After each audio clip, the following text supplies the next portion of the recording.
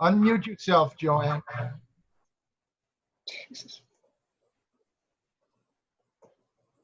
Lower left, unmute.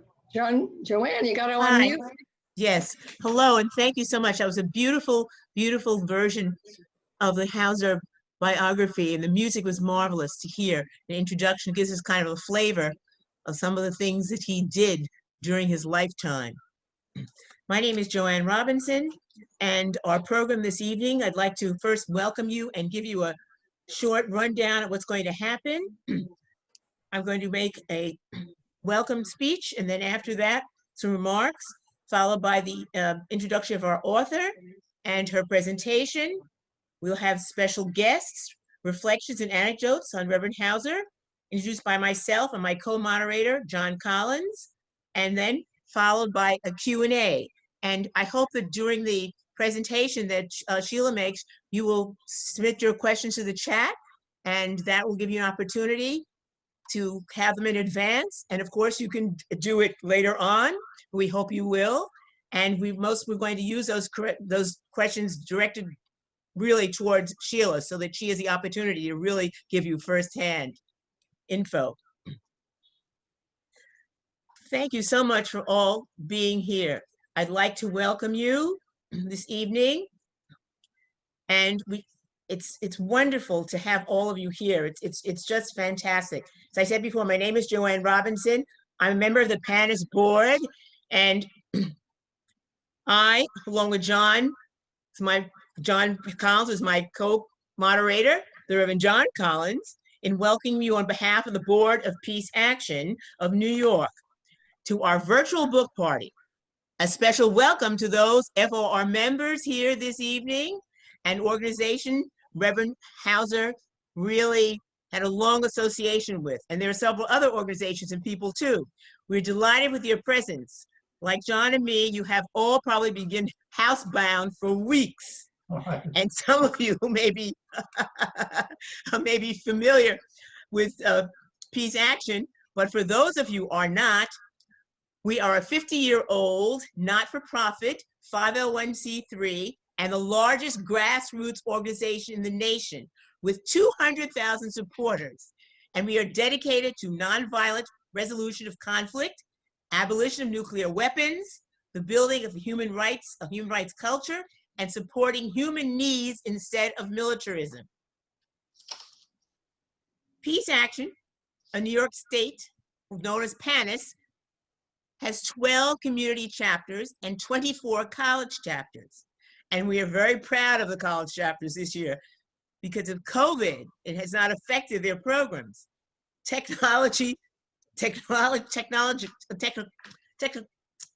having a little tongue-tied.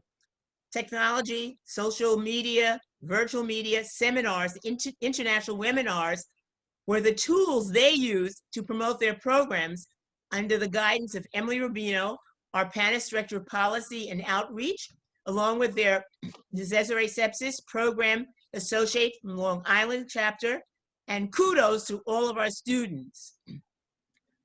Tonight is a very special evening. These programs and funding programs help to provide funding for student activities and this year's special Peace Voter Campaign, which is crucial. Your financial generosity will help to carry on these programs and the agenda our chapters set for us during the year. Tonight is very special. You are all here to witness and listen to a sneak preview of UBUNTU, George Mills Hauser, and the struggle for peace and freedom on 2 continents. Sheila Collins, who's remarkable, a political science emerita, William Patterson professor at William Patterson University, and former director of its graduate program in public policy and international affairs. She is author, co-author, and editor of 7 books and numerous articles on American politics, public policy, social movements, and religion. Her last book, I should say, co-edited with Trudy Goldberg, When Government Helped, Learning from the Success and Failure of the New Deal. She has served as national coordinator of the Jackson campaign for primary presidential campaign and wrote the definitive book on that campaign. She chairs the Columbia University Seminar on Full Employment, members of the National Jobs and co-founder and board member of the National Jobs for All Network. Her blogs and tech and truth blogs for right, Truth Jackie. Out, and she's also her recent research is on climate change. She's incredible.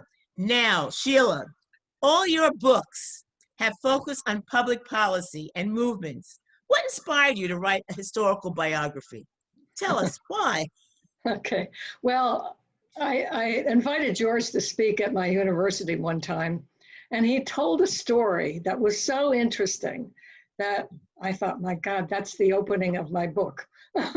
And so when I was getting near retirement, I wanted a retirement project, and I decided to ask him if anybody had ever written his biography. He told me no, but he had been thinking about himself, but he's never gotten around to it. So I decided to take the plunge, and it was a plunge, believe me, because this was a man who had lived for 99 years, and for most of those years, he was a social activist and involved in so many important struggles. So anyway, that's how I came to write the book. Well, carry on. Tell us some more. Okay, yeah. Okay, I want to start, I'm trying to limit my remarks to 20 minutes because all the other people who are on this call who were invited as special guests knew and loved George and worked with him. And they can add so much more to what I'm going to say. Anyway, I want to start with a kind of portrait of the man at the center of this biography. George was a pioneer, one who paved the way for others and therefore received relatively little recognition by the general public.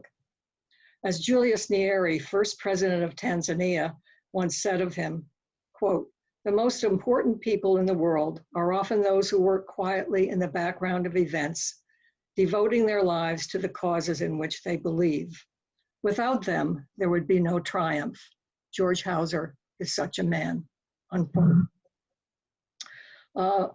George was a man of seemingly contradictory parts, a deeply committed pacifist who went to prison rather than support what he called the war machine, but one who later came to support those engaged in armed struggle in Africa. A white man who dedicated his life to the liberation of people of color. A devout Christian who worked with people of different faiths or no faiths, or with those of different ideological commitments, and who saw his work for freedom and self-determination as his ministry. George was an internationalist long before the world was connected through the internet.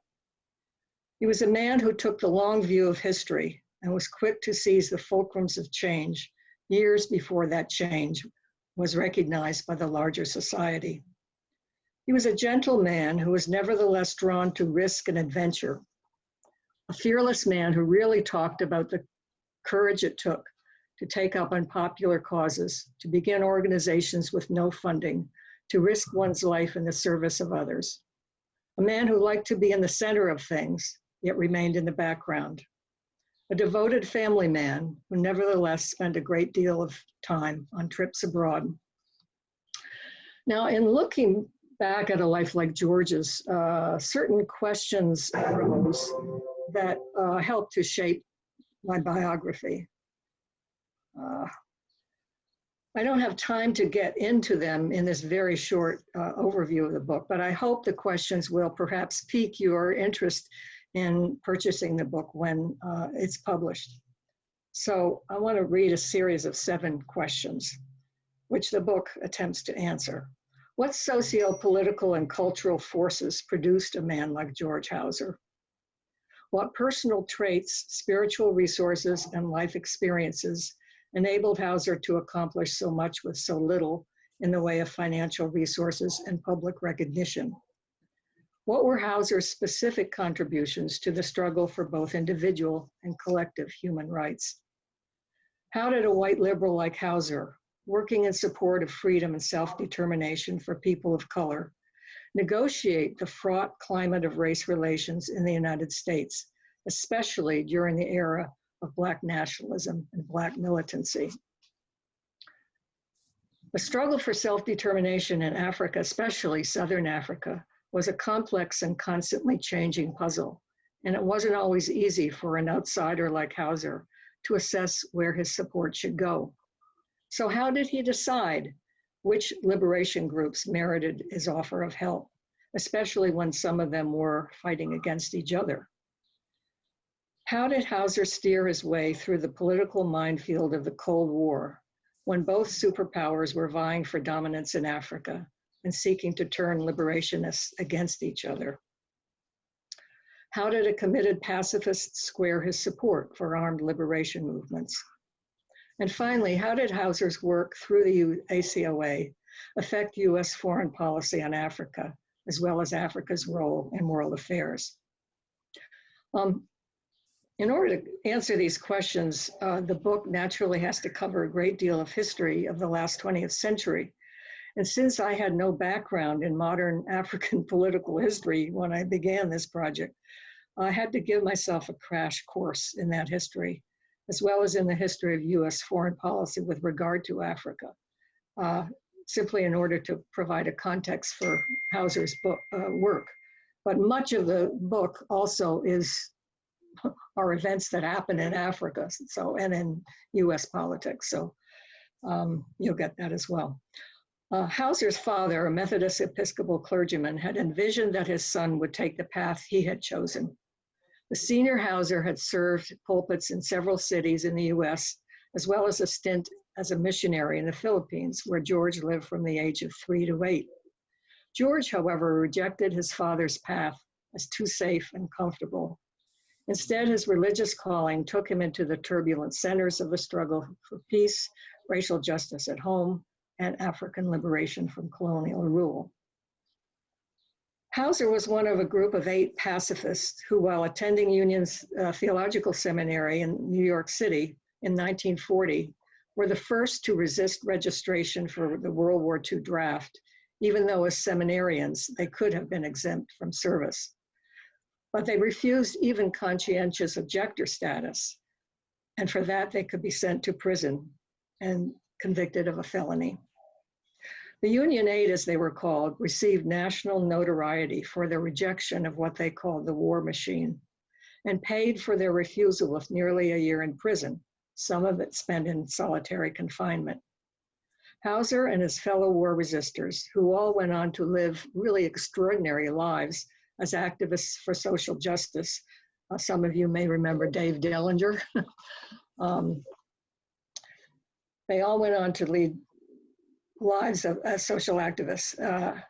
They also set the example for war resistors who would follow, as well as launching a movement inside prison that challenged the petty authoritarianism and racism of the system. News of their example would spread to COs in other prisons, culminating eventually in the desegregation of parts of the prison system. Hauser's prison experience was a turning point for him, setting him on his life's trajectory. After it, there would be no turning back. One of the chapters in the book makes extensive use of Hauser's prison letters to both his seminary friend, Roger Shin, and to his future wife, Jean Moline. In his letters to Shin, we see him wrestling with questions of resistance to militarism and the efficacy of minority action. Shin had his own internal battle about whether to accept the seminarians' exemption from the draft. With his wavering convictions about pacifism, he was a perfect interlocutor for Hauser, each of them posing questions and critiques of the other's positions on the best way of responding to the threat of Nazism. Shin would go on to fight as an infantryman at the Battle of the Bulge, endure 171 days of brutal interrogations by the Nazis, and a 600-mile forced march through Germany during the last days of the war. Hauser's letters to Jean in this chapter reveal the development of a sweet epistolary courtship that culminated in a marriage of over 70 years. So for the first, really, almost 2 years of their life, they could only, or the first year of their courtship, they could only meet once a month for half an hour and then write letters to each other. Upon release from prison, Hauser was unable to return to Union because he and his comrades refused to promise that they would bring no more negative publicity to the seminary. He was welcomed, however, at the Chicago Theological Seminary, so he moved to Chicago to finish his senior year. A.J. Musty, who was then heading the Fellowship of Reconciliation, the nation's foremost pacifist organization, had offered him a part-time job as student field organizer in Chicago, which could also serve as his seminary fieldwork. Hauser's job was to organize students into cells, which would study Gandhi's method of nonviolent action with the hope that they could then utilize that method in the cause of peace. Hauser, however, along with 2 of Musty's other recruits, Bayard Rustin and James Farmer, was soon drawn to using Gandhi's method to tackle racial discrimination in public accommodations, housing, and transportation. The cells he organized in Chicago became the basis for the foundation of the Congress of Racial Equality, or CORE, a federation of autonomous groups scattered in northern and border cities across the country. In 1945, Hauser was elected CORE's part-time unsalaried executive secretary, serving in that capacity for over a decade, while also holding down a job with the FOR. Because he was CORE's coordinator, the early CORE efforts bore the imprint of his approach to nonviolent direct action. Hauser insisted that the organization be interracial. As he put it, while Negroes would form the mass base of such an organization, the movement must not exclude white persons from membership. Such a movement has a strategic advantage against white bigots, as it would be impossible for race baiters to say that they were being persecuted simply by Negroes. The fact that Negroes and whites are working together in the same organization undermines the racist theory that the 2 races can't mix. And finally, it gives white persons who are anxious to oppose discrimination an opportunity for real action, unquote. He also insisted that the end result of any action should be reconciliation. And the guidelines for direct action campaigns that he wrote stressed that civil disobedience was to be used as a last resort after other kinds of interventions had been tried and failed.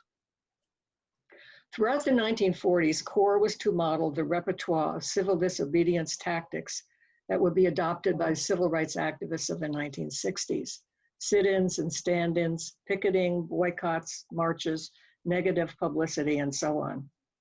Actions were taken at roller skating rinks, restaurants, hotels, theaters, amusement parks, swimming pools, public beaches, playgrounds, and barbershops, and on public transportation. The first freedom ride into the South, dubbed the Journey of Reconciliation, was organized by Hauser and Rustin in 1947. Not all campaigns ended in immediate victory. Campaigns against employment and housing discrimination were particularly intractable. But in a number of northern and border cities, discriminatory policies and public accommodations were permanently changed, and discrimination on some interstate train lines had been banned. This part of the civil rights movement has generally kind of been played down or ignored, but the courage of these early civil rights activists, I don't think should be underestimated. Violence was often used against them even in the North, where segregation was supposed to be illegal.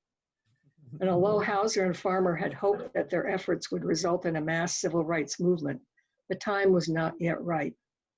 But in generating press attention, core activists served to inform and educate a wider audience about the nature of institutionalized racism and strengthen the resolve of those affected by racism, either to question their own compliance with Jim Crow laws or to look with sympathy on those who refused to obey them.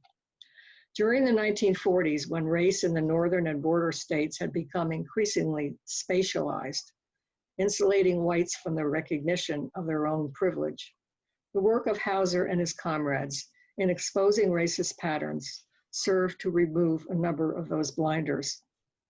As one of the journalists who accompanied them on the Freedom Ride, the Journey of Reconciliation, wrote, quote, "Based on what I saw between Washington and Asheville, I think the Journey of Reconciliation knocked several props from beneath the already tottering Jim Crow structure.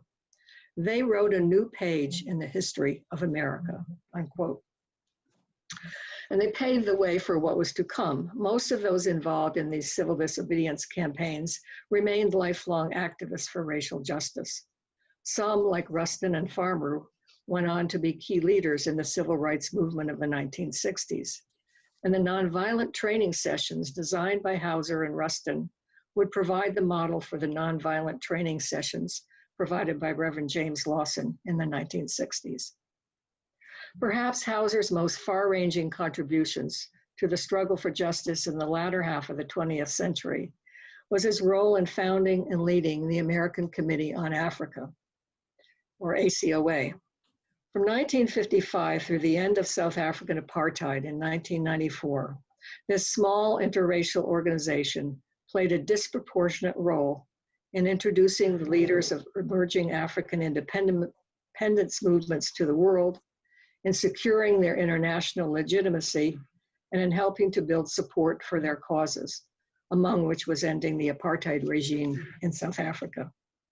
Because of his work for civil rights in the US, Hauser was probably uniquely positioned to serve as a liaison between the civil rights movement at home and the African liberation abroad, enlisting many African American civil rights leaders in the cause of African liberation. Starting out with little knowledge about Africa, Hauser would become one of the most knowledgeable Americans about the African independence movements during a time when Africa was still considered by many Americans the dark continent. His extensive correspondence and discussions with African independence leaders whom he came to know intimately, the reports he brought back from his 34 trips through Africa during and after the wars for liberation, ACOA's support of African petitioners at the United Nations, as well as the speaking tours he arranged for African independence leaders. I found this on the web for support of African petitioners at the United Nations. Bad. How did that happen? Excuse me, folks. That's my Siri interfering. Can't believe it. Siri's taking notes. I don't know. Yeah, maybe somebody's listening in. Oh my God. Anyway, this interaction between George and African independence leaders helped shape liberal thinking on race and racism during the Cold War. informing how activists on both sides of the ocean initiated their strategies in the fight against racial and colonial injustice. Africa Today, the oldest continuous journal providing scholarly analysis and discussion of African affairs, just now published by Indiana University Press, was launched by ACOA, and the organization's extensive files and research on Africa were widely used by journalists, historians, legislators, and activists seeking information on Africa. Included in the book are not only discussions of Hauser's philosophy and methods of action, but stories of high adventure as he risked his life many times in support of his mission. His life is full of dramatic moments: civil disobedience and frequent jailings, a 200-mile trek through the Angolan jungle with a guerrilla group, a clandestine visit to South Africa under apartheid, during which he was surveilled and interrogated, 2 harrowing rides across the Western Sahara with Muslims fighting for their independence from Morocco, a daring but unsuccessful attempt to fly into Namibia that was then controlled by South Africa in violation of a UN mandate, having a gun pointed to the back of his head while observing Zimbabwe's first free elections. In his late 70s, traveling twice with Pastors for Peace to Cuba to deliver medicine and other supplies in violation of the US embargo. And at the age of 93, getting hit with tear gas from Israeli soldiers during a fact-finding trip to Israel-Palestine.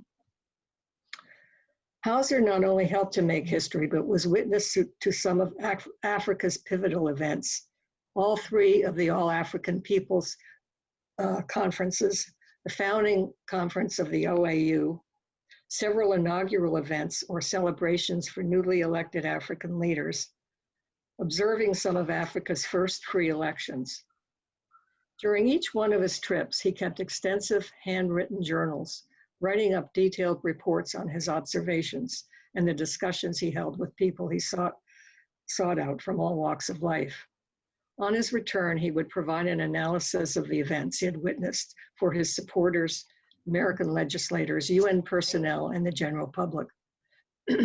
These notebooks, reports, and congressional and UN testimony, in addition to a book he authored, No One Can Stop the Rain, Glimpses of Africa's Liberation Struggles, provide illuminating insights into the trials, the triumphs, and the tragedies of the struggle for liberation throughout the continent. During his leadership of the ACOA, Hauser's role was often hidden in the collective policy decisions made by the board and steering committee, and in the materials produced by the ACOA, ranging from thousands of pages of print to large public events, conferences, speaking tours, public demonstrations, boycott campaigns, material aid for the liberation movements, for the families of political prisoners and refugees, exhibitions of African art, and quiet dinners for African guests. Yet behind it all was the indefatigable energy of Hauser, responding to every crisis that came along with yet another action campaign. At Hauser's retirement, Judge William Booth commented, quote, "To pay tribute to George is to recall a seemingly endless number of involvements. He is at the center of activity, hunting a new angle, meeting new people, trying a new strategy. Even his detractors testify to his commitment." He was a man who believed that that was unquote. This is my statement. He was a man who believed that persisting against all odds was the only way forward. Hauser retired from the ACOA in 1981 at the age of 65. He'd always known that the struggle would be long and that he might not see it to its completion. Although his formal work with the ACOA was at an end, he was determined to continue the fight in other ways and would remain a peace and justice activist for the next 30 or so years. He left the ACOA in the capable hands of 2 South Africans, Jennifer Davis, who was his research director, and Dumisani Khumalo, who later became Free South Africa's first ambassador to the UN. And they would carry on the ACOA's work for a Free South Africa until its conclusion. When he started his work for social justice, Hauser could not have foreseen the fluorescence of his initial efforts to break the back of racial segregation, nor could he have foreseen the ultimate results of his efforts to get companies and investors, sports figures, and artists to disengage from South Africa. Hauser always refused to take credit for the subsequent developments that were the work of thousands of others in the US, Europe, and most significantly those in the American South and in Africa, who were daily laying down their lives for their freedom. He once told me, "I have lived during exciting times and have managed to latch on to some of the historical developments that have made this period meaningful. I have played a role, but I certainly do not exaggerate my contribution. I wouldn't want to make it more than it is," unquote. Yet in a time of restricted space for dissent, Hauser's cultivation of action and advocacy had really helped lay the groundwork for the eventual end of de jure racial segregation in the US and apartheid in South Africa. I want to wrap it up by saying that although he lived in somewhat different times from our own, George Hauser's life, nevertheless, I think, serves as a window into several enduring contemporary challenges, namely the resurgence of overt racism and xenophobia, nonviolence versus armed intervention as solutions to global conflicts, renewed questions about the effectiveness of social movements and NGOs in effecting large-scale political change, the eclipse of progressive forms of religious commitment by religious fundamentalism, and the prospect of Africa's failed democratic potential. Okay, that's the end of my remarks. Thank you, Sheila. It was incredible. I'm sure you got a flavor of who George Hauser was. I mean, he was remarkable in his zest for life, his zest and love for people. You are just remarkable.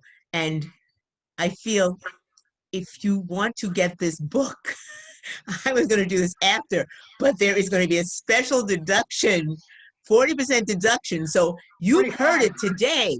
And if you want to buy it, and you'll get a special email if you participate in this evening's program, and it's on a limited basis. So if you have been stirred by all the things she said about Hauser, and you think of what's going on then and today, yes, Sheila? By what other people say. But I just but you have inspired me, and I think other people by just listening to what you have to say. I know I'm a little off key, but a little off basis, but I had to get that in there about you and us getting a deep discount for those of you who want to get this book. It's fabulous. Right. Now I'd like to say that we have some very special guests this evening from the Hauser family, and also colleagues and intimate friends of the Hauser crew, I should say. And we are going to hear from them. And my co-moderator, John Colllins, who's Sheila Collins' husband, will work with me on this. He's incredible. He served as a Harlem founder in Men's War on Poverty. He's worked in supported communities, controlling school fights. He's helped to build and see families both in the Bronx and in Connecticut for low-income families. Yes, the Connecticut Interfaith. Right. Yes, and interfaith housing. He's founded the Witness for Peace and took a delegation of people to Nicaragua under the Contra. John has been jailed 12 times, not as many times as Hauser, but just think, 12 times. And when he was a young man, he set up a group of his colleagues as a seminarian and sent white pastors to young seminarians to Black churches in the South so they could get a true feeling of what it was like to live in the South and know what Black ministers and preachers and Black congregations experienced. John is remarkable. 53 years of marriage, 2 children were created in this wonderful, wonderful coupling. So John, he's my co-moderator. I just had to tell you a little bit about him. I'm going to now go on to the Hauser family. First, Marty Lay, and she is the daughter of George and Jean Hauser. And she was so inspired by her father's involvement in African affairs. She spent her junior year abroad in Africa, a summer in Malawi with Operation Crossroads Africa, and the school year at the University of Ibadan in Nigeria. Marty today promotes interpersonal peace as a family law mediator. And you will get an opportunity to hear from her right now. Marty, carry on.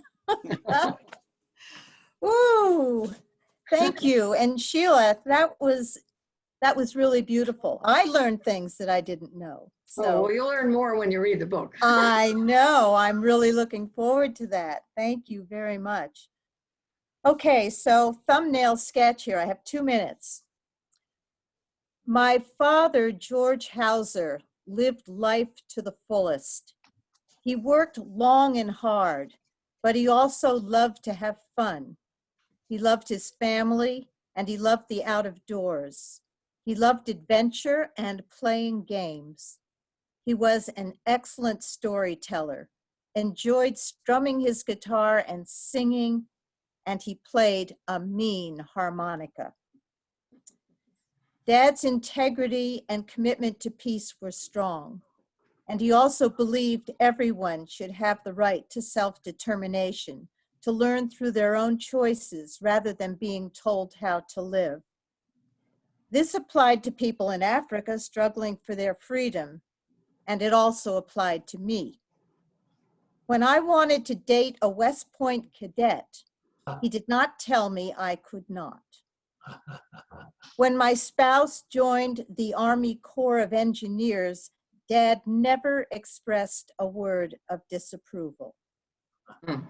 I always knew that my dad's pacifist values were strong, but his idealism was tempered by pragmatism. One evening, I attended a presentation he gave regarding his experiences with rebel forces in Angola, involved in the struggle for independence from Portugal. When he opened the floor for questions, a man asked him how he, as a pacifist, could condone Angolans using violence in their quest for independence. With barely disguised anger, my father responded with his own question. How could this man, a comfortable white American, pass judgment on people who were being bombed from above by a ruthless colonial power? My dad did not use his own pacifist values to judge others struggling for their freedom. And that, you know, as soon as I was asked if I'd like to say something, that was a very strong impression on me that evening when I witnessed that particular event. So that's all I have time for. I could say lots more, but that's You're it. wonderful. You're wonderful. As you all saw Sally hold up the 30-second tag saying, please, you have 30 seconds, wrap up. Thank you so much. And also, Marty has a wonderful quilt that she will show you later on of some of the wonderful memorabilia that she had put together by a special artist. Here it is. There it is. A Spectre. And this is a marvelous quilt. And she said that this side is all kinds of interesting things, and you can see insignias, and on the other side it has t-shirts and African t-shirts, all kinds of things. But this she thought was the most interesting because you see Nkrumah, you see the signs, you see the countries, you see all the things that really were the heart of her dad in his work in liberation. Now we will hear from Steve Hauser, the son of George and Jean Hauser. Marty was the firstborn. And because Steve, I don't know what lineup you come in at, but there were 4 children, is coming to us from his home in Milford, Connecticut, where he lives with his wife, Patricia, and he is a historian and a history teacher and a university professor. And he provided firsthand information about his father to Sheila. He helped to guide and edit Sheila's book. Now, let us hear from Stephen. Thank you, Steve. Well, first of all, that was great, Marty, and Sheila, that was fantastic. I look forward to reading the book in its official form. Well, I knew George Hauser as a loving father. So when I think of Dad, I first think of things like playing catch with him as a kid in the backyard, or watching old black and white movies together, or canoeing and fishing in the Adirondacks, or camping across the country, or his teaching me to drive a stick shift or play golf. He was an excellent teacher, by the way. As you heard from Marty, Dad could be very playful at times. I have a million stories, but anyone who's ever seen him play the harmonica knows what I mean. But the two very quick stories I'd like to tell are in a different vein. They each relate to a quality I'm sure many of us can recognize in my father: his calm demeanor and coolness under pressure. These stories can be filed under the heading, "You Can't Faze This Guy." In 1983, I took an incredible trip with Dad to Southern Africa, which at one point brought us to the banks of the Zambezi River in Zimbabwe, where we decided to take a hike. We'd been going for about 2 miles when we see a sign saying, "Beware of crocodiles." Meanwhile, the brush was high on either side of this path, and I had just learned the day before that 50 people are killed every year by crocodiles along this stretch of the Zambezi. So to say that this caused me some concern would be quite an understatement. But Dad was not the least bit perturbed. His response was, just be on the lookout for logs that move. And we pressed on. On that same trip, we had the great good fortune to be able to visit Mozambique at a time when you couldn't get a visa to enter the country unless you knew somebody. Because Dad knew everyone, we got in. At any rate, at one point, we were invited to visit a village just outside of Maputo. As we're arriving, we can see that the entire village of 1,000 people or so are gathered to greet us, along with 2 translators, one to go back and forth between English and Portuguese, and the other one to go from Portuguese to the African dialect spoken in this village. We get out of the car, and without any warning that this might happen, Dad is handed a microphone and asked to give a speech. I remember thinking to myself, thank goodness it's not on me to have to say anything under these conditions. Meanwhile, Dad, unfazed, the epitome of coolness under pressure, was brilliant. I can't remember exactly what he said, but I do remember thinking as he was speaking how proud I was to be his son. Thank you. That's my 2 minutes. It's wonderful. You have painted a different picture of your dad as father, and it's beautiful. Sheila, as the stalwart struggle for peace and liberation, and here you see him as this marvelous, sweet, wonderful, loving father. It's beautiful. Wonderful. And now we'll hear from Emily Lays, the daughter of Marty. And Emily Lays is the granddaughter of Jean and George Hauser. And she traveled with them to South Africa in 1994 and later returned to earn a master's degree in politics from the University of Cape Town. Emily lives in San Francisco, California, where she works with the public nonprofit sector organizations to promote gender equality and increase their impact. And I'm told that your grandfather had an incredible impact on your life and the things that you are involved in today. He was a catalyst for your career. Is that not so? That is absolutely true. That is absolutely true. And you know, every time I went back east, and Grandpa trained me to say back east, even though I'm from California, which apparently should be referred to as out west.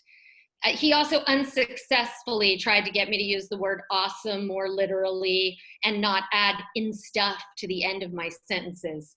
But anyway, every time I went back east, there were opportunities to join my grandpa in political activity.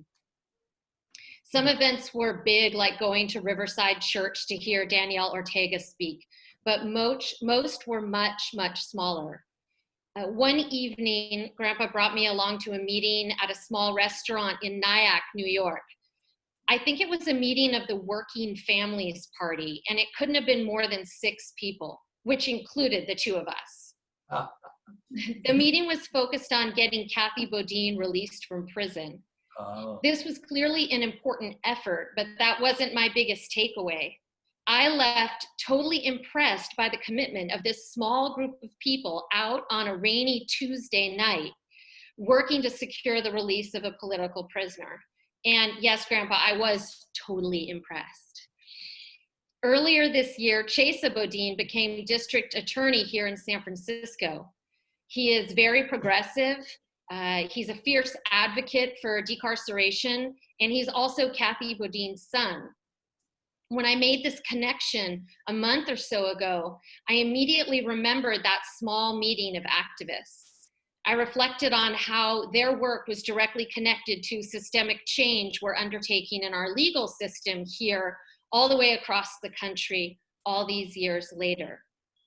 And it got me thinking about Grandpa and all of the meetings and action groups and newsletters and sit-ins and mailings and picket lines and fundraisers and lecture tours that he'd led or been a part of. And this is how change happens, you know, incrementally and often without fanfare. We need the big primetime events like the March on Washington or Nelson Mandela's inauguration and our current nationwide uprisings in defense of Black lives. But these watershed events don't just happen. They come as the result of hours and days and weeks and years of 6 people weeknight meetings and poorly attended city government hearings. These days we do our kitchen table organizing on Zoom, but it's the same idea. Mm-hmm. Quickly. Yes, My thank you grandpa's very life My grandpa's life is an example of the value of hard work and incremental change. As Dr. King said, human progress never rolls in on wheels of inevitability, and the arc of human history doesn't inevitably bend towards justice. It is bent by women and men and youth who work day in and day out, just like my grandpa. So proud to have learned from his example. And so thankful for the opportunity to share with all of you, and thankful for all of the work that each and every one of you are doing to bend the arc of human history. Thank you, Marty. I Thank can see your you. parents in the background just beaming, watching and listening to their daughter. It's fantastic. Now I'm going Their to. daughter go over time. All right, remember, when you see that 30 seconds, you have to begin to wrap up because we have a lot of other people. We have about 4 or 5 more people in this grouping. So thank you so much to be generous, but we're thankful to remind that we've got to get them all in because they're all important to the Hauser history and life. All right, I'm now turning over to my co-moderator, John Collins. Where are you, Revi? I'm right And here. he's going to introduce Cora and and Prexy Nesbitt. Prexy. Yes. How could I forget Prexy? Actually, when you get Cora first in your mind, it's hard to remember other things. But anyway, I'm very pleased to introduce 2 of our special honorees tonight. Cora Weiss was on the board of SANE, and she chaired the merger of SANE and the Freeze. And I remember all those struggles and all you contributed, Cora, when Paul Mayer was working in Curry Burris on the Freeze. It was really amazing. And she established the international office, which represented SANE Freeze at the United Nations. She was the first recipient of Peace Action's William Sloan Coffin Award, Yes, yes. and for her leadership in the campaign to abolish war, and volunteered for the American Committee on Africa, where she worked with George. And I remember, Cora, your central role in the planning and execution of the great million-person rally at the end of the Vietnam War in Central Park. You've forgotten. Anyway, my second person I want to acknowledge, excuse me, folks, We're is asking you to move Peter on. Weiss. Needs no other introduction than that he comes with Cora, but he really needs no introduction at all. Cora could Probably use one from him. Sheila, answer that phone. Peter came here to this country as a refugee from Nazi-occupied Austria.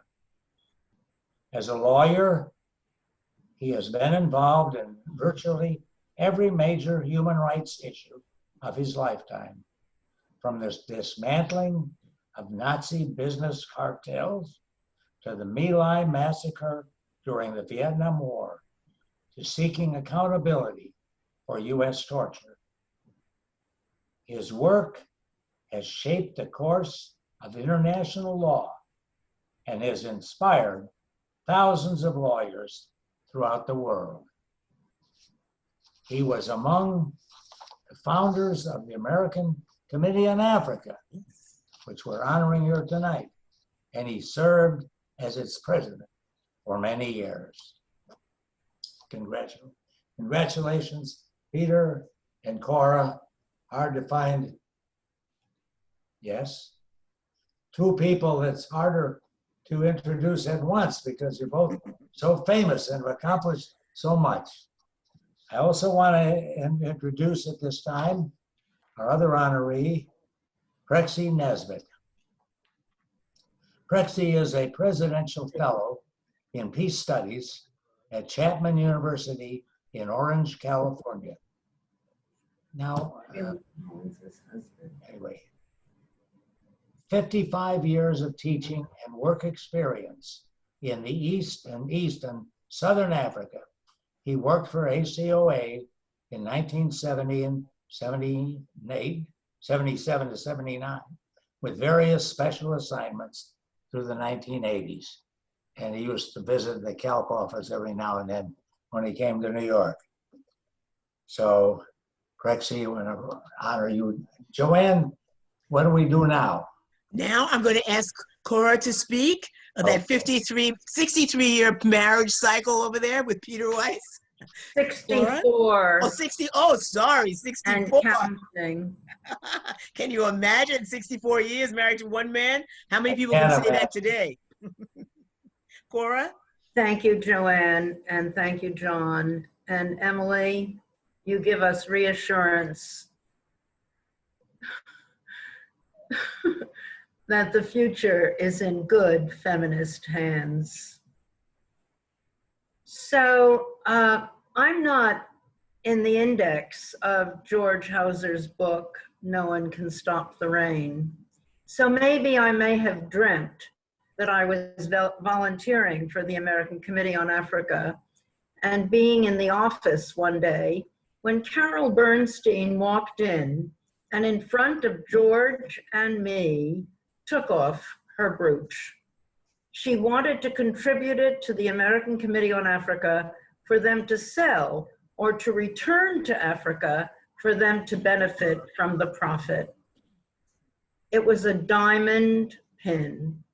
George had never touched nor even seen diamonds before. His eyes were wide open. His tongue was tied. She thought that everyone should turn in or send back their diamonds and gold. To Africa. To Africa, absolutely. And support the liberation movements. Carol and Dan Bernstein were generous donors to the American Committee on Africa. George writes about the role he played in the African American Students Foundation that ran the airlifts for nearly 800 students over 3 years from East and Central Africa to colleges and some high schools in the US and Canada.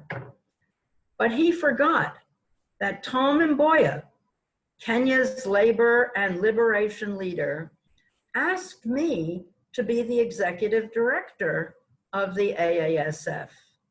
And Frank Montero and George were vice presidents. It was April 15, 1959, the first Africa Freedom Day, that the American Committee on Africa rented Carnegie Hall in New York City to celebrate. Perhaps some of you listening and talking on this wonderful Zoom were there, April 15, 1959. 9 African countries had won their independence from colonial rule. Kenya would not get uhuru until 1963. The Brits did not leave a university behind when they left Kenya. Lucky students went to Russian or British schools, thus leaving few to replace the white civil servants. Tom Mboya, who had been invited by George Hauser and the ACOA to the US for a speaking tour in 1956, was invited back again to address Africa Freedom Day. Correct.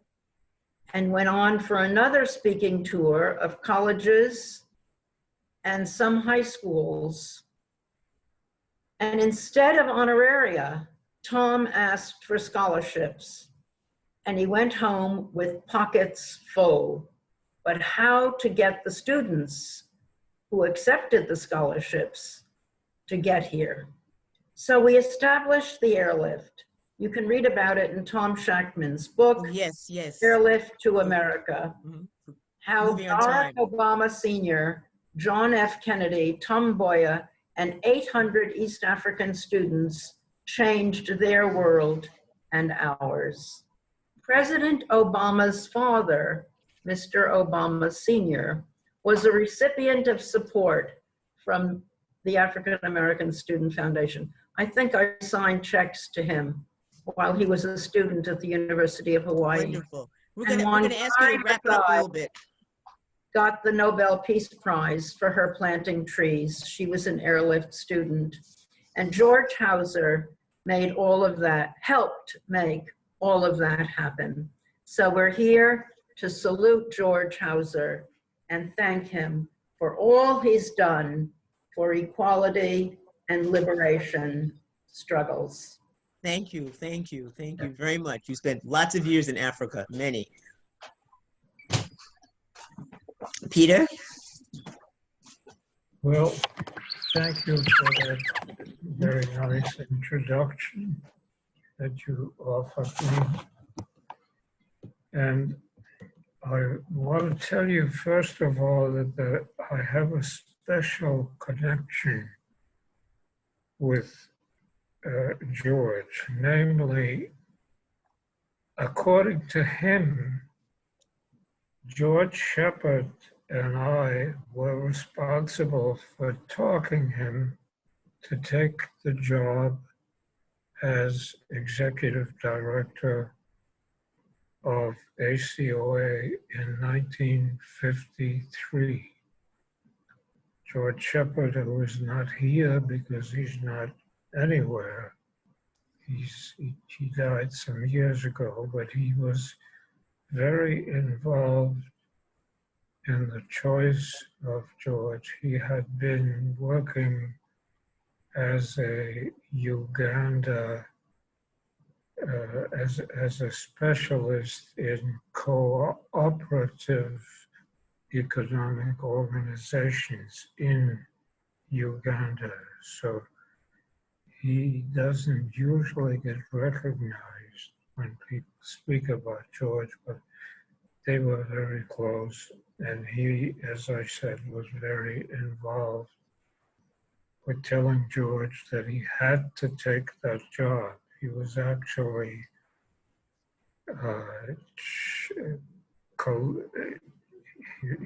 he was trying to define or to decide whether he wanted to take a full-time job with FOR or CORS or ACOA, and ACOA won out.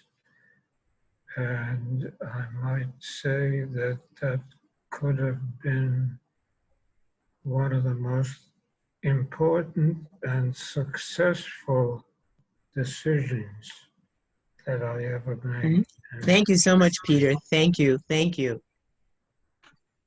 Now we'll go on to our Gail Hovey, another worker in the vineyards with Reverend Hauser, and she's a writer and editor, and she was. Joanne, Yes. is Prexy going next? Yeah, oh, excuse me, Prexy. Oh, excuse me. I'm sorry, Prexy Nesbitt.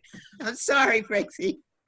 That's totally all right. I think Gail is much more photogenic than me, and it would have been nice. Oh, not at all. Oh no, I love your distinguished beard, that white beard, and that Gail, beautiful skin. Oh no, no, no. You're just. Let me be very brief. I'm very honored to be in the company of Peter and Cora. These are people who I looked upon as great leaders when I was early getting involved in these questions. I think the other thing that I'd say very quickly is that I had the great pleasure of going to school with Marty Hauser. Yes. Marty and I were at Antioch College together, and we started together an Antioch College committee against apartheid. And that is something that is a very important connection for me. And let me go on to say too, that I have had the pleasure of knowing many of the people who were part of the Union 8. One of the teachers at Antioch was Meredith Dallas. I worked with Don Benedict. I worked also with Bill Sutherland in Tanzania. These were incredible people. George, part of the answer to the question about George's character is the extraordinary people that he was with, who all took stances against militarism and U.S. aggression throughout the world. I want to just quickly illustrate what I call the overwhelming characteristic of George Hauser, which was his fearlessness, his willingness to put his values into play in any kind of situation. He sent me to Botswana in maybe 70s, late 70s, and I was to take some money. And I arrived there in Gaborone, Botswana, and a group of about 300 Black South African students, many of whom who had fled South Africa, met me and were quite suspicious of me because of being an American, not a Black American, and having come with money. And so we had an intense, incredible meeting with all of them asking me questions, all 300 of these students in Gaborone in an old school building. And I've never forgotten that. And it also happened just before the bombing of the Medu Art Ensemble by the South African apartheid government. That's how much tension was in Botswana in that period of time. And so I never have forgotten how much George was able to, I see my 30-second time, and I never have forgotten George's capacity to work under fire and to produce nonetheless. It was one of his redeeming characteristics for which I had great admiration. I think I made the 30 seconds. Yes, you did. I think you sounded like another son of George Hauser. Another son. Thank you so much. That was a really harrowing experience you had. Now I'd like to go to Gail Hovey, as I said. She was at work in the vineyards with Reverend Hauser. She's a writer and editor, hired by George to work at ACOA in 1980. And she is co-editor of No Easy Victories, African Liberation and American Activists over a half century, 1950 to 2000. And I'm sure you can tell many stories about George Hauser and the activists. Gail? Time is short. I'm going to tell just one. Okay, thank you. In December of 1967, I was living in South Africa. The news caught my attention. Mr. George Hauser, well known for his interference in South African affairs, his action is arrogant and provocative. Hauser will definitely not be permitted in South Africa or Southwest Africa. And the man being quoted is none other than the Prime Minister of South Africa, John Foster. What was George up to now? The previous year, the UN General Assembly had passed resolutions declaring that the UN had direct responsibility for Southwest Africa, and the UN Council on Southwest Africa would administer the territory. But of course, South Africa refused to honor these resolutions. So George and his colleagues decided that they would challenge that refusal. With the support of the UN and SWAPO and Zambia, they chartered 2 small planes in Lusaka and headed for Windhoek. Their intention was to land and to start up projects in farming, in nutrition, in health. It was not to be. While they were still in the air, the South African police radioed them and told them to turn back. George argued with the pilot, but the pilot was afraid that if he landed, his plane would be confiscated, and so they returned to Lusaka. At the time, George felt that it was a failure. Today, we might say it was political theater. The action generated publicity, not only in South Africa, but in London, in New York, and it made headlines and put that struggle on the map. So it was not a failure, but one bold action on the long road to Namibian independence. And I think George actually attended that independence ceremony in Namibia in 1989. Thank you so much, Typical Kim. George. That's a harrowing story also. Now let's go on to Richard Knight. He is, I call, the preeminent archivist, worked for decades as the American Committee on Africa and the African Fund to support the African struggles against colonialism and apartheid. He continues his commitments to these movements by working with the African Activists Harkat Project, which is working to preserve the records of activity of US organizations and individuals. Sir Knight, carry on. Well, I assume the book covers George's remarkable first trip to Africa in 1954. And he even got into South Africa because he didn't apply for a visa in New York. He was coming from another African country. And, you know, in those days, there was no internet, no whatever. So, I mean, when he just showed up, they let him in. And he didn't get in again until after Mandela was released. But he established ties with Walter Sisulu. And he had been writing with Walter Sisulu before that. Because during the Defiance campaign, when they had Americans for South African Resistance. So I think, and you know, years later, when he could get back to South Africa, he and Herb Shore wrote a book on Sisulu. And if you haven't read the book, you should. What is Sisulu? Victory. Thank you. It's called I Will Go Singing. Yeah, that's I it. will go sing. Yeah. Okay. I'll write that down. Something to The read. other thing I'd like to just mention quickly is George's work in support of Polisario and the struggle for independence for Morocco by Western Sahara. You know, it was George had met the leader, one of the leaders of the movement in the U.S. And much to my surprise, he said one day, "Guess what? I'm sending you to Algeria and to travel with into Western Sahara with Polisario." So I went to the refugee camps in Algeria and traveled in. And George was so impressed by my report when I came back, he went himself a few months later. Thank you so much. We are impressed with your report too. Thank you. So I guess my time's up. Okay. Oh, is it? What? Richard Lapchick.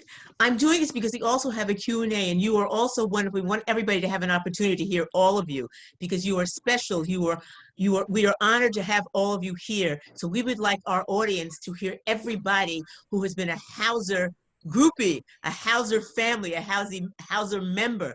And so that's why, and we also have a time frame because we'd really like them to ask Sheila questions, and you've been given so much information. It's fantastic. Richard Lapchick, he is helped lead the sports boycott of South Africa from the mid-1970s at the end of apartheid, and he is the director of the Institute for Diversity and Ethics in Sports in the University of Central Florida.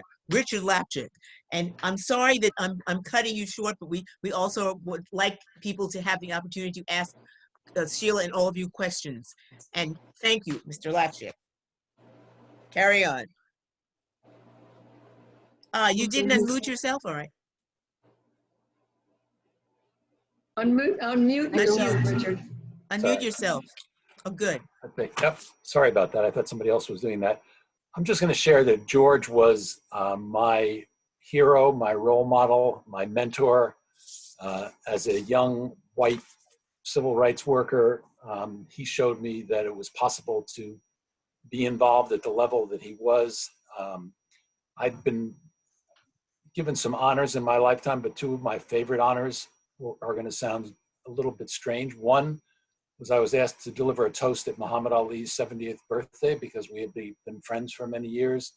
And Gene Hauser asked me to deliver the toast at George Hauser's 90th birthday. And it was a wonderful gathering of people like this is, and such committed people to social justice. And what I said about George was, in the toast, that he reminded me of a smooth stone. And many of us, when we were young, used to skip stones on lakes and bodies of water. And if you remember the effect that it had, it would create circles every time it skipped. And the circles were spread out over the course of the water, but eventually they all came together. And I think that George brought people together of so many different backgrounds, so many different nationalities, so many different religions, so many different ethnicities and races, that he was that smooth stone. And if you look at his friends who are here, look at his friends who we've seen throughout his life, that was what he did. He brought people together. And I'm forever grateful for George and also the rest of his family. I was lucky enough to be at Gene Hauser's 100th birthday party a couple of years ago. That's wonderful. Thank you so much. And now Matt Meyer, the Secretary General of the International Peace Research Association, and remains active with the U.S. and International Fellowship of Reconciliation. And Meyer also serves as the Africa Support Network Coordinator for the War Resisters in International. And I'm going to ask you to come along and be brief. And we haven't asked anybody that, but the time is moving on, honey. We want Joanne, I got you, Joanne, I got you. Thank you. Greetings from IPRA and FOR and WI. Greetings from Brooklyn, New York, USA, and also from Accra, Ghana, and the family of Bill Sutherland.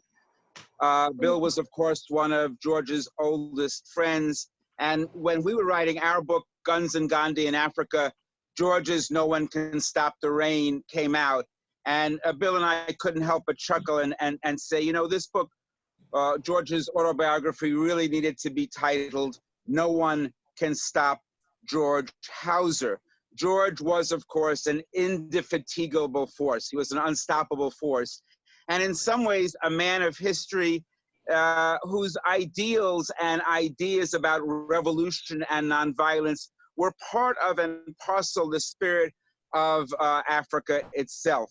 I'm going to end with two very, very quick things, because when one talks about this spirit of revolution and nonviolence, one has to note that the still colonized, still struggling people of Western Sahara just 2 years ago had a conference that I was able to be part of on the power and uses in the future of nonviolent civil resistance.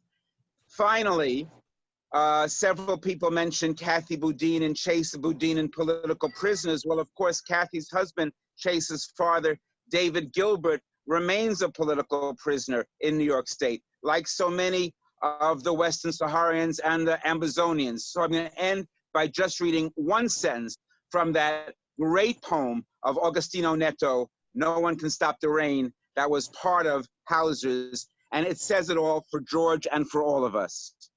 Here in prison, rage contained in my breast, I patiently wait for the clouds to gather, blown by the wind of history. No one can stop the rain. Beautiful, beautiful, beautiful. Thank you, Matt. Thank you so much. We will end with Viney Burroughs, and she has just been awarded the 2020 Obie Off-Broadway Award for the Lifetime Excellence in Theater, and she has been called a cultural ambassador, the Queen of Black Theater, and legendary performer. and she likes to call herself a cultural worker, giving glory and prominence to human struggles and human beings and human strength. Viney, you are going to speak about your introduction with him at the UN and meeting him 40 years ago, which he introduced you to reconciliation. Well, it's been an unusual treat and a wonderful way to memorialize an astounding man who was unstoppable, a real force of nature. Bertolt Brecht said, art is not a mirror held up to reality, but a hammer with which to shape it. And that's what it is to be an activist in the cause of peace and social justice. And that's what our friend was. And how wonderful that Peace Action has had a virtual party with his friends and colleagues to talk about that unstoppable force that George was. Thank you. Thank you so much. Thank you so much. This has been an extraordinary presentation by all of you. And now we will go on with the Q&A and the Q&A portion of our program. And if you've submitted any questions to the chat, and we will recognize you. We have people, Magella, who is here, that part of part of our technical team, Magella and Ashley, and of course Sally's been up there showing you the 30-second sign. And if you have questions, please, and I will either recognize you or Magella will. And if she points you out, unmute yourself on the unmute feature, and so you'll be able to ask your questions aloud.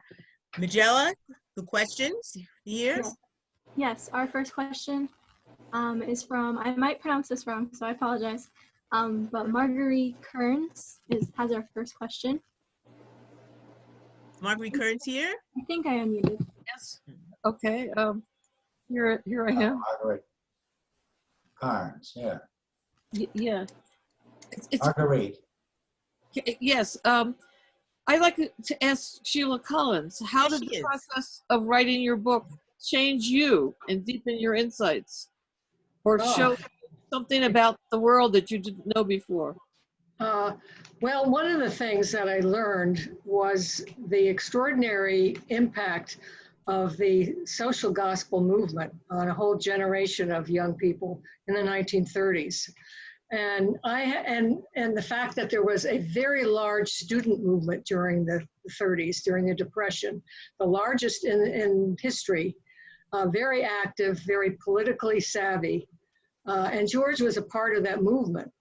And so that was a real revelation. I didn't know that there had been a student movement in the 30s. I've written about the Great Deal, but historians have ignored the youth movement in that story. So that was a revelation. I think the other thing I learned was just how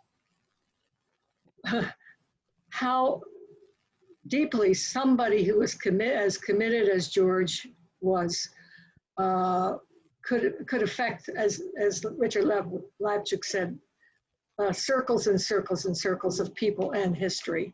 I was very deeply affected by that, and I grew so much in admiration of him as I went through the book, because I mean, the ACOA files alone are 165 boxes. You know, it's just, and of course that's one of the archives where his work is archived, but he's also in the Peace Collection at Swarthmore College. He's at the University of Illinois in the core files, you know, and in several other places. So it's just a testament to the spread of his influence, even though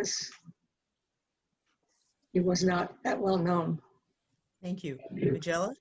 Yes, our next question is from Catherine Skopik. Hopefully they will unmute themselves. Yeah, I'm so excited as we are activists in our own right, working for peace and ending war. I'm just wondering what similarities you might see, and this could be directed to any one of you who would like to answer it, similarities between the activism of your time and the activism now. Who would like to answer that question? You directing that to Sheila or anybody in particular who'd like to answer that? If Sheila? somebody would like to answer it, specifically activism to end war, activism to end apartheid, activism in any of these movements, I would absolutely love to hear, like maybe it's your struggles, what struggles were the same with you as you see now, what struggles may have been the same as you see with us now, or what things seem to be easier, if anything, now. Any comparisons you would like to make between the time of your struggles against militarism and apartheid and now? I think one thing is that, you know, when the struggle for civil rights and the struggle for African liberation, there were no cell phones, there was no internet. We did mailings, you know. We would sit there and stuff hundreds of letters to send to local groups. And people like Prexy would travel around the country a lot because there was no way to, it was totally different from now. There was no Zoom or anything like it. No, the technology is incredible. In seconds, you can be there. Thank you. Anybody else? Thank you, Richard. Yeah, I think, you know, I think something has been lost, actually, when people like Prexy are no longer traveling around the country, or people like Hauser or any of the numerous people that he sent around the country to talk to groups. I mean, groups don't as much, I don't think, you know, meet in person, and so much is now done over the internet, which I think is somewhat of a loss. Yeah, we probably miss that contact because there's so much you can gain from personal contact with people.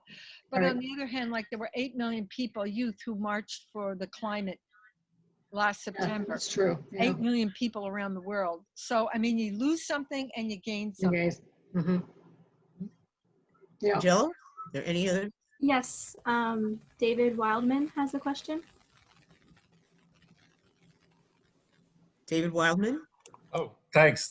Yeah, so Sheila and hi, David. Great to see everybody. Thank you so much for a great evening. My question kind of builds on what Catherine was asking, which is really, George was so powerful in connecting like CORE and the struggles for racial justice in the United States against Jim Crow with international struggles and saw those as connected. And so I'm wondering today, like, how do you see that we can learn from him on the struggles of the Black Lives Matter, ending defunding police, and all the struggles here in the US with the many struggles internationally against global capital? And I'd love to hear your thoughts of what, from this process of kind of looking at George's life, lessons for today. Well, I guess one of the lessons is that he was in one movement and then he moved to the other movement, and so he was the connection. But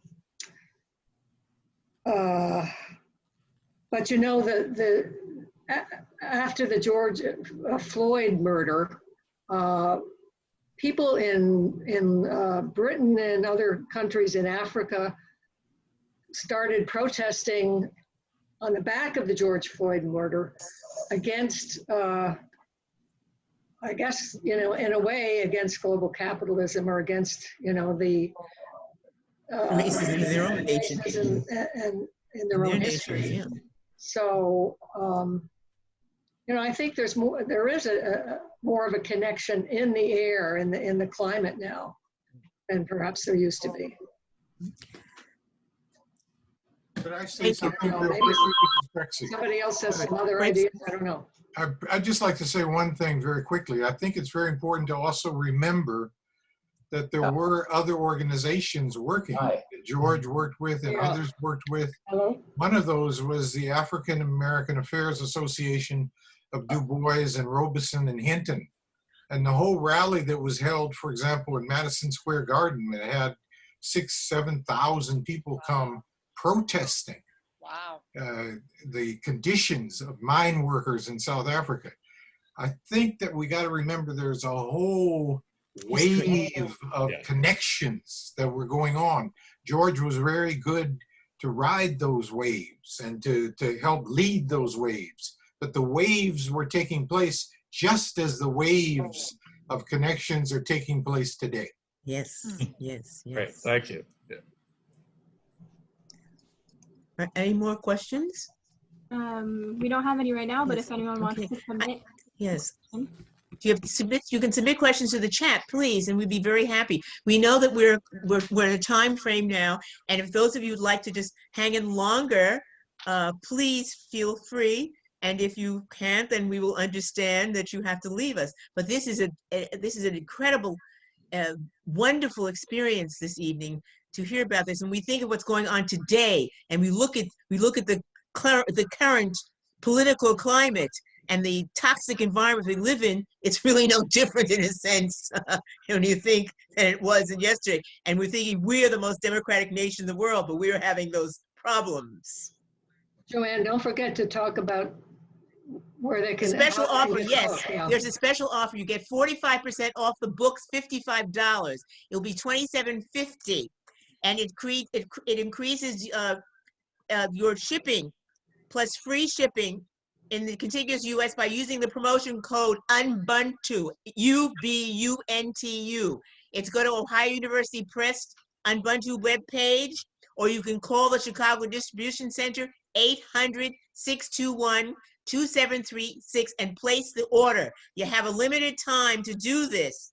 And of course, these books will be on back order because of COVID, and they're shipped when the book becomes available in December. So don't think that just because you haven't gotten the book immediately that it hasn't come yet, but it's coming out in December. So we will also send you a special email telling you what to do after the party. But remember, it's a limited time. So if you want to get that $27.50, that 50% and take advantage of it, please look in your email.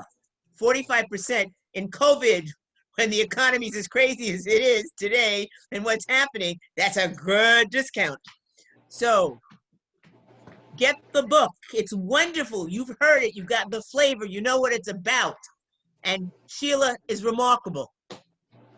I'm a definite fan for years. Joanne? Yes, John? I just want to say that we all owe you a tremendous, and your committee, vote of thanks. This is a wonderful evening, even if I knew the speaker. And you live with the speaker, you sleep with the speaker. and I'll tell you, it's not always easy, but really you did a wonderful job. Where you always have been like that, ever since I remember you went as a Jackson delegate to Chicago. You're one of our local heroes here. Listen, And you've been a whole hero. I remember when my mother did the prostitute, and you came and you had no idea when something was going on with a state senator, and you and Reverend Bull worked on that. Listen, it's important. I'd like to thank Magella and the work of Sally, the work of Sylvia, the work of Ashley, the work of all these young, marvelous people who've made this program possible today and have given their lives today because they believe in the peace movement, and they believe in wonderful writers like Sheila Collins, who presents and paints the picture and lets you know what life was about today and yesterday and how it impacts on us today. Thank you so much, John and Sheila, and all of you who've been here this evening. You are remarkable, all of you, for the gifts you have given us and the stories of George Hauser. You have made it an incredible evening. Well, I want to thank Peace Action for hosting this. It was a wonderful experience to see all of you from George's life come together on one screen. It was wonderful. And it's a double thing, because not only are we hearing your marvelous book, but you're also helping Peace Action, because our programs with the student chapters and with the work that we do in peace to carry on. I know George is looking down and saying, carry on, carry on. And all the wonderful work that you do and your generosity this evening will help us to carry on with our student chapters and with the work that our chapters present to us through the year. And especially the peace campaign with the coming elections. That's extremely important. So we thank all of you for being here. And it's wonderful that you have come out to support Peace Action and to support Sheila Collins. And to the wonderful tech team, my backup, Howard Schatz, who's been, I'm a illiterate one when it comes to the techie stuff. But you all are wonderful. Peace. And Aziz, all of the people, especially all of you have been with us, and Mary Geisman and Sylvia. I can't go on to tell all of you how wonderful. Are there any more questions? I can talk on and on, you know. Are there any more questions in the chat room? No, we just got a lot of people saying thank you. Well, thank all of you for being here. Thank you, Prexy Nesbitt, Emily Lays, Marty Lays, Richard Knight, Stephen Hauser, Richard Lapchick, Covey, and Price, Viney Burrows, Peter Weiss. All of you are just wonderful, and we thank you for doing this, and thank you for making this an incredible